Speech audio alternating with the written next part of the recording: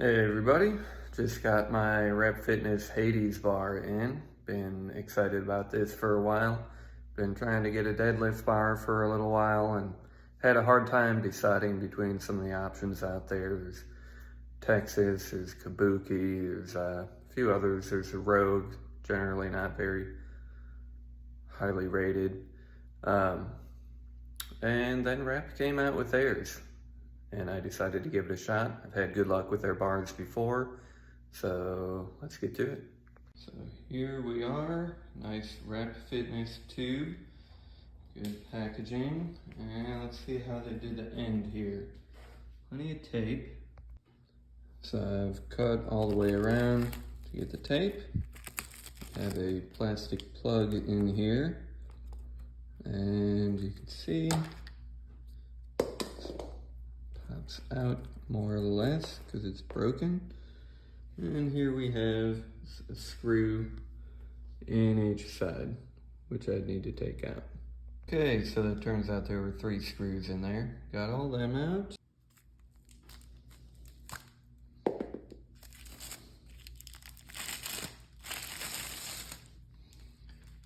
Dun dun dun. Alright, now that the end cap is off, we have the plastic sleeve, because the length of the bar, the other end cap, and then we have some, looks like, shipping document here, a quality control document. Cool. So it passed quality control. And I'm just gonna go ahead and pull the foam, the saran wrap, the rubber band, and the plastic sleeve off. I like when they use the rubber bands because it keeps all this protection from just sliding off during shipping. All right, so let's take a look at the bar. I go end to end here. We've got a nice Rep Fitness Hades deadlift bar end cap. And we have smooth sleeves. These are not ribbed.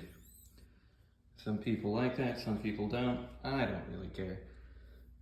Here, you see the knurling. Still got a lot of oil on here, so I can't really tell the grip just yet. But we're gonna put it through its paces a little bit today. You can see I've got it about evened out here. It's definitely a longer bar, and a smaller diameter as well. So this coating, I believe it's a proprietary coating. They're not calling it Cerakote, they're calling it Duracoat.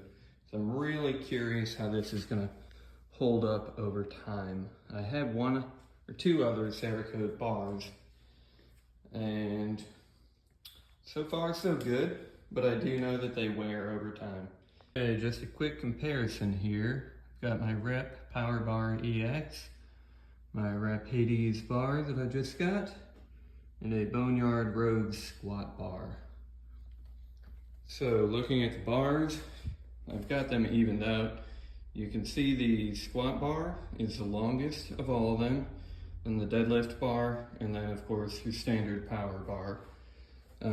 You do have probably the longest sleeve on the power bar. Let me double check that here.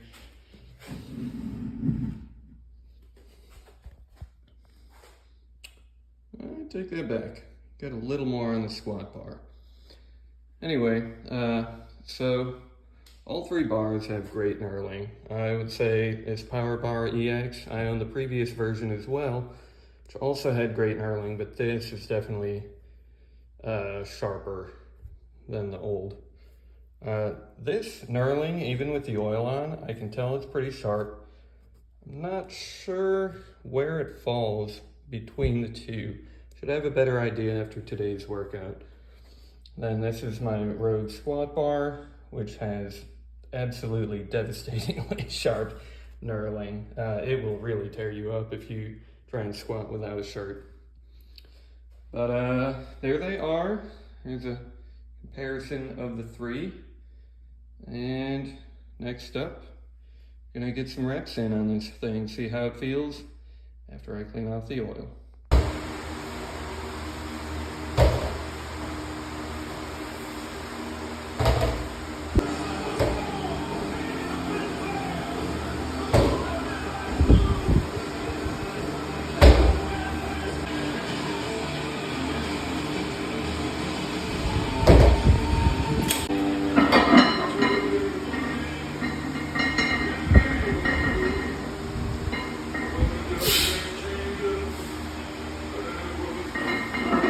Another thing I want to show you is that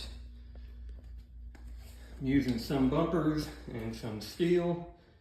I have a combination, and you can see I've got two 45s, 55, and two more metal 45s. I'm going to show you why. When I was first loading this up, I put 445 in there. I'm going to show you what that looks like using two 55s and two 45s.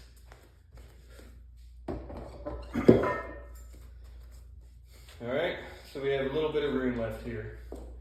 So I wanted to go a little over 500 today.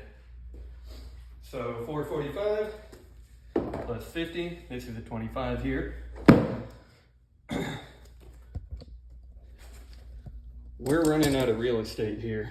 In fact, my Prolock collar here doesn't even go on all the way. Now it would hold that, but I'm still at 495.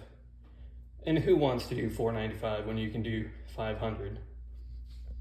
So my recommendation to you, if you are going to get a deadlift bar, this bar, Rogue, Kabuki, I think Texas has a slightly longer loadable area compared to the other three, but not significantly so.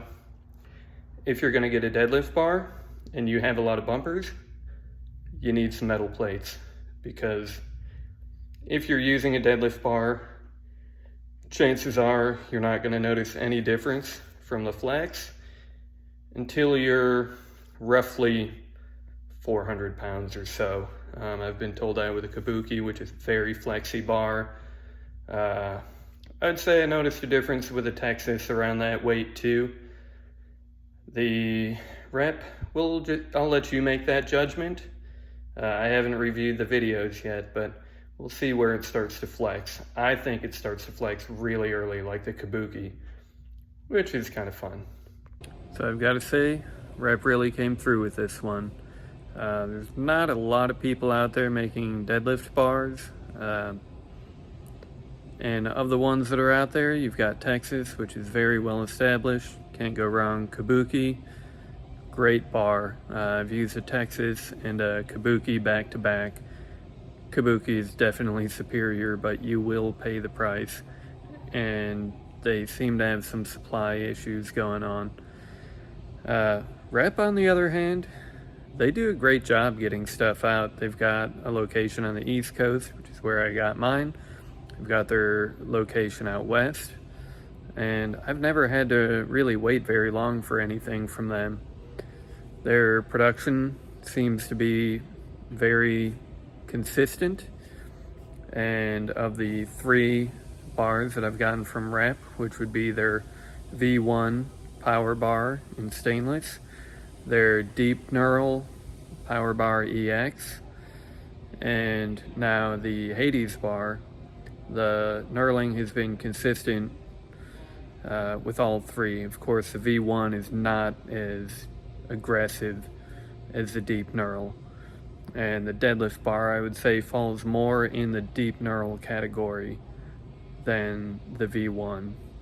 So if you're looking for something with a sharp knurl, good flex, and consistent quality, this deadlift bar is a good option. And I think the price, $369 with shipping included, you can't beat it.